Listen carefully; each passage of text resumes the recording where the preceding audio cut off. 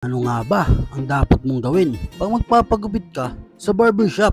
At paano nga ba malalaman kung maayos talaga yung barberong naggupit sa'yo? Ako nga pala si Kuya Nash. Kung hindi ka pa nakapalo sa page ko, ay follow mo na ako para marami ka pang matutunan about sa barbering. Unang-unang dapat mong gawin ay dapat alam mo kung ano yung gupit mo. Alamin mo yung tawag ng gupit mo. Ano nga ba ang ayos mo sa taas? Kung pa-side nga ba? O brush up? O paharap? At alam mo dapat ang tawag sa gupit mo sa gilid. Kasi sa panahon ngayon, mag-iba na ang tawag ng gupit sa taas at gupit sa gilid mga boss. Halimbawa, ganito ang sasabihin nyo.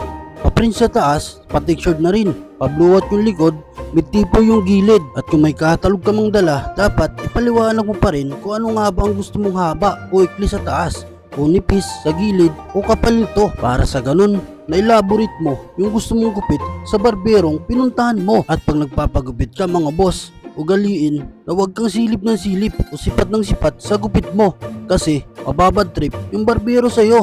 Imbis na magandang igupit sa'yo, baka tirahin na lang yan ay bara-bara dahil napipikon na sa'yo. At dapat pag umupo ka sa upuan ay dapat hindi ka nagagalaw o lilingon-lingon kung saan-saan pa.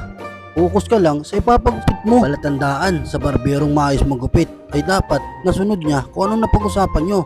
Ganun yun mga boss.